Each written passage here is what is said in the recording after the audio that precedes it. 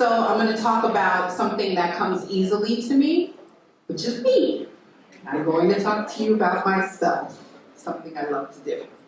So, being serious for a minute, the imprint of the policy, both the issues and the policies discussed here today really is in my genes now, right? It's pretty much in my DNA. I've had children that have been born with the impacts of some of these issues that we're talking about today. So it's part of who I am at the deepest level.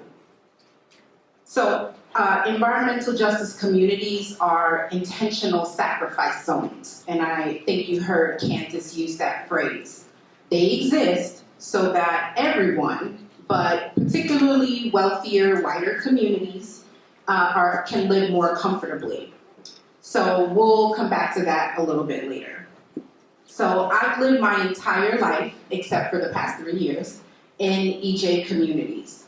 But I would say, again, that my time in EJ communities is really imprinted on my body at the cellular level, right? Now, I'm not letting anyone in New Jersey off the hook. If you live in New Jersey, you are probably being disproportionately polluted on because of our proximity to New York City, the largest consumer market in the world, right? So when I first moved to Jersey, all I knew was that it smelled weird. Sometimes you would just get this whiff of something that smelled like armpit. Thus, I don't know if you all know, but New Yorkers sometimes call New Jersey the armpit of New York. There's a reason for that. We have a lot of the industry that makes it possible for New York to exist. But that industry is concentrated in certain communities, and we call those overburdened or EJ communities. So, what makes these communities sacrifice zones? Well, they are sites of consumption, basically, either consumption or destruction, and what is consumed? Energy, food, transportation, goods. So when you turn on the lights, that energy comes from somewhere. If you paid your bill, you expect that light to come on. That energy came from somewhere. When you throw out your trash and recyclables, if you put them out on the right day, you expect them to be taken, don't you? Yeah, you expect to come out and see your can empty and maybe tossed into the street. If you live in most neighborhoods, right? So when you flush the toilets or wash your hands, that water goes somewhere. When you buy a new car, it comes from somewhere. When you order something on Amazon, when you buy fast fashion online, even when you go to the market and buy orange juice, even something like housing, when you consider who is and has historically been allowed to live in your neighborhood and who has not. All of those things, all of these conveniences come with an externalized cost. Every single thing I mentioned is part of what makes an EJ community a sacrifice zone. And some communities are impacted by all of those things.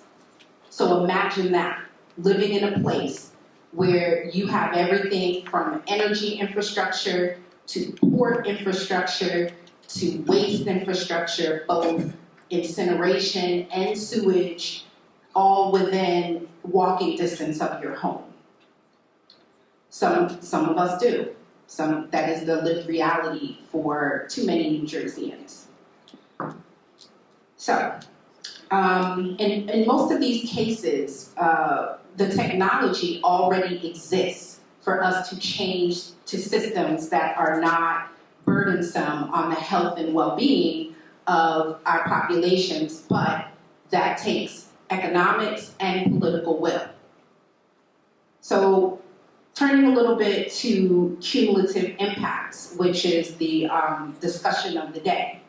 So just to remind you all, in case you forgot what cumulative impacts is, so it focuses on developing ways to address multiple sources of pollution. So like I mentioned, it isn't just one or two. It's the trucks, it's the cars, it's the trains, it's the planes, it's the sewage, It's the energy plants, it's the power plants, it's the incinerators. So in EJ communities, there are often multiple sources of pollution. And then there are also socioeconomic factors that play into whether or not people have education, healthcare, jobs, housing, and other factors. When you mix all of that together, you get a very dangerous situation for millions of New Jerseyans. So cumulative impacts focuses on how do we address those multiple sources and the way that they mix in the environment and the specific populations that they are impacting the most. So cumulative impacts have been very difficult to address, specifically here in New Jersey, because as was mentioned, and I know from personal experience, when a new industry wants to be sited in a community, the first thing you're dealing with is planning and zoning. The legacy of planning in New Jersey is inherently racist. As was mentioned, the simple fact that we are on land that is still known as Lenape Hogan. There were people here when it was settled, right? So from the very beginning, where things were placed was based on a lack of respect for human beings and nature. That's why you have rivers where industry basically polluted rivers, even the meadowlands. That was all freshwater at some point. Now it's brackish. There's a reason for that, industry. So the history goes back hundreds of years, but more, closer to now, we have municipalities that can either zone themselves so that they get heavy industry, or zone themselves so that they don't get any heavy industry, and so that they don't get multi-family units. This is related. This is related. Who can live in your community and who cannot? Also, which communities are zoned for heavy density of people and heavy density of industry? That starts at the municipal level. That's one way you can get involved. If you think this is unjust, this is unfair, begin to attend your own city council meetings and see what is being said yes to, what is being said no to. Are they saying no to industries that make it possible for people to live comfortably, right? No one wants a power plant. No one wants an incinerator. Where does it go? Are they saying yes or no to multi-family, multi-story housing that allows people in EJ communities, if they have the means and desire to do so, to move somewhere else? New Jersey has a legacy of, it's actually written into the deeds in some towns that you cannot sell that house to Black people. It still exists, right? So that's one place that you can actually start if you want to see, okay, what are we perpetuating just in living where we live? So, back to me. I did say I was going to talk about me, right? Okay. So yeah, so my story that relates to all of this is that in around 2000, I moved to the city of Newark. I did not know at that point that I was moving into a very famous zip code. It's known all the country around because of how much pollution it has. It really is, it's famous. So I didn't know that at first. And what's interesting is that around that time, Hurricane Katrina hit.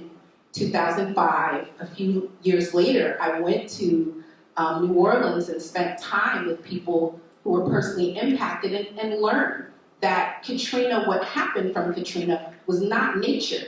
That was a man-made disaster, right? That was the confluence of climate change with poor planning.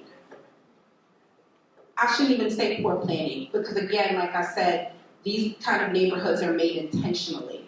Right? So money, resources, political will, power, all of that, really came into what happened with Katrina, and then afterwards with the forced displacement of hundreds of thousands of Black people from their homes.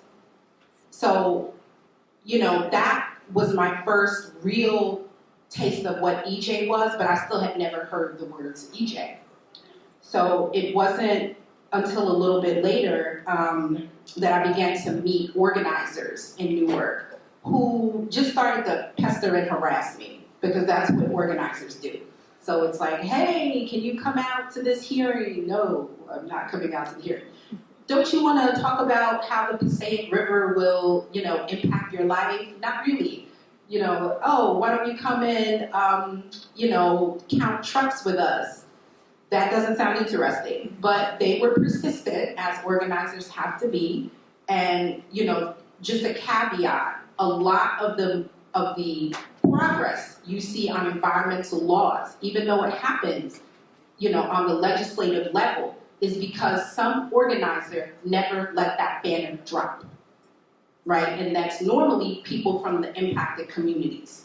It's not that the EPA comes into our communities and says, hey, there's an issue here. You have a Superfund, or or the DEP comes and says, hey, or they did it. Now it's a little bit different, right? But in the beginning, Black and brown communities literally had to beg the government to recognize their neighborhoods as having problems with pollution. And so it's those same people who hold the banners until the political moment is right. And then change happens, which is pretty much what happened in New Jersey.